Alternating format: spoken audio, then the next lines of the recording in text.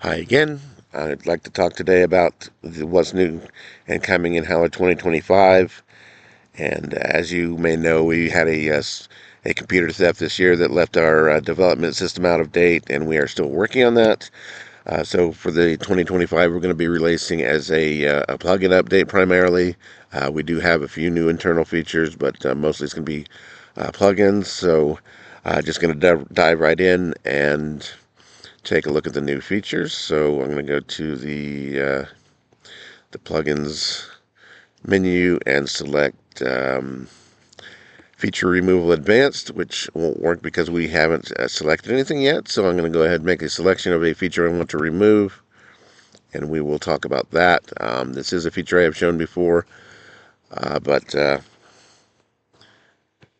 but I will be demonstrating it here today for the sake of completeness. And we can also access these features on the plugins panel, which might make it a little simpler since these will be open all the time for us. So I'm going to go to the feature removal tool. As you see here, we have a new window where we can select a new texture that we want to replace. Now it will do the Poisson blending or something comparable to Poisson blending. We developed our own technique for this version, and that's fine. But the color blending works beautifully. But we have to find a texture that works for us, and that with our old Poisson blending tool could be complicated because you couldn't really do transforms or anything like that unless you did it with a brush, which was a little bit hairy. So we can now do these directly in the tool. We can find a new texture that matches much more precisely with our existing area we want to fill in. We can scale, we can rotate, we can transform, or whatever we have to do. We can even use the swap image as a secondary source. And I might want to fix this wall as well, but we've almost perfectly filled that in. A little more work, we could get that just about perfect. Let's see. So I want to find something that matches the wall. That should not be too terribly complicated. Another thing we can do is flip that if that's a problem. So, well, we'll find something somewhere that works for us. I don't want to get too involved, but we will be able to find something. Maybe up here.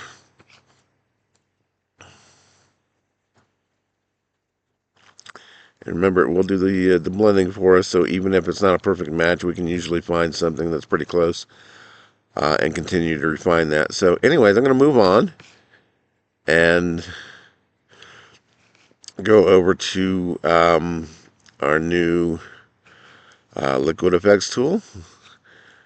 You may have seen this already, but we can do pushing, pulling, smearing, that kind of thing. There's unlimited undo. You can pinch. You can punch. Make great big puppy dog eyes, that kind of thing. Let's see what we can do with that.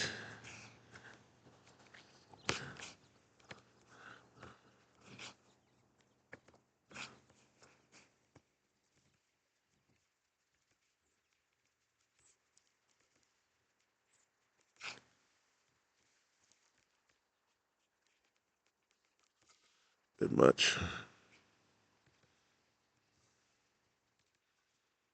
All right, so you get the idea, that kind of thing. We can also smooth out these results if we went a little too hard on that.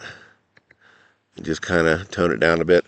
But you get the idea of what that does. We also have a new text tool.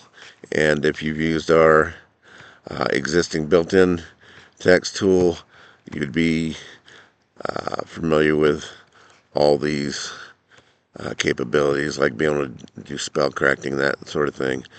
We actually improved the speed of our real-time spell checking, so you can see that taking place very quickly. But we're going to use the new tool, so let's go to text object, and you can see we can scale this preview screen so we have more area to work, or however, whatever makes us more comfortable.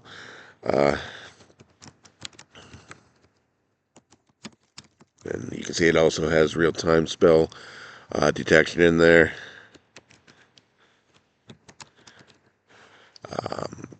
But what's new is you can now do suggestions, Dare to Dream in the digital age, or you can just do autocorrect like you could before. And you can see our text up here, but not very well because the font color is really atrocious. So let's find something more appropriate. All right.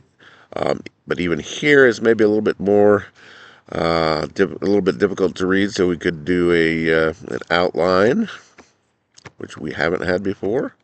We can outline that up to a very large outline,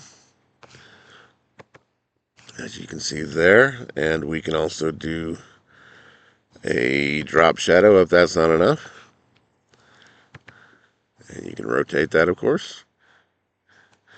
One thing we also couldn't do before with the text was alpha channel, so we can now do transparent shadows that you can see there. And they look quite nice when you can do it in real time and see what you're doing, what you're working on. We can also do some transformations to that, scaling, rotating, shearing. You can continue to work on this.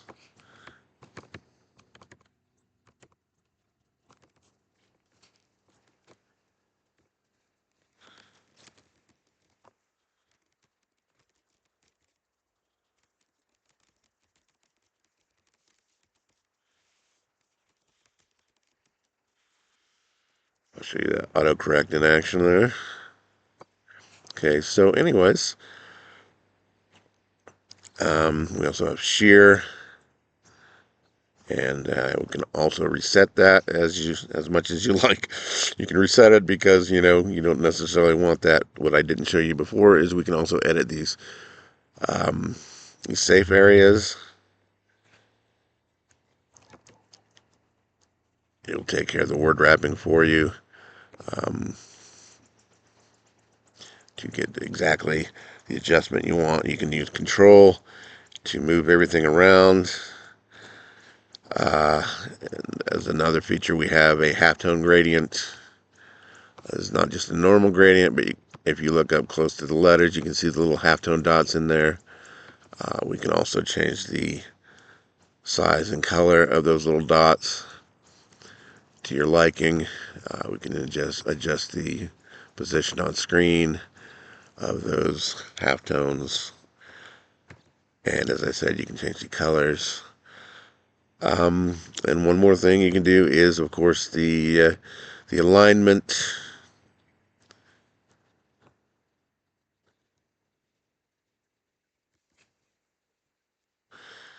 And as an addition, we have four corner perspective warp. So, and even as you're warping, you can continue to edit that text to your liking and get that just how you want it. All right, so that is the new text tool. Hope that is informative and interesting. And I said we had a new halftone gradient capability. We can also use that as a tool by itself. And as an aside, we can apply that to just a particular area on screen, and it will respect that and only work in that little area. You don't have to worry about the bounds of that because it will automatically fit into the bounds of that area. So that is a nice little touch. We've talked about some other things before. We've talked about our green screen tool before. The gag here is in our old tools, you only select a green color, a single green color, and you'd use the fuzziness value to try to, block out the green area. But that had some problems because if you change that fuzzy value too much, in the case of this character here, he has a sort of a bluish green lighting, neon lights on his suit for some reason, and that could spill into our green screen, and there would just be no way to solve that. So what we did here is instead of selecting a single green color, we let you select as much as you want to fine-tune your selection. And you might have these little tiny areas where it's just a really specific color that you want to find, and you just have to hunt that down and find it, and you can eliminate that now. Or like right here by his shoulder, there's another really, really specific color, and we can eliminate that. So that is the gag with the new tool there. As an aside, not only can you create an alpha mask image, but you can composite it. If we had something in the swap image, we could do that presently, and we can also output to the alpha channel. And another thing we can do is green suppression. And as you can see, that will eliminate that green spill. You can see a lot of spill in his on his mask there and on his torso area here, and that will completely eliminate that green spill. So as an aside, we can also animate that over a series of frames, and that is about that. So those are some of the changes coming to Howler 2025, and hope you find them interesting, and hopefully something you'd like to work with in the future. And thanks for watching, and I will talk to you later.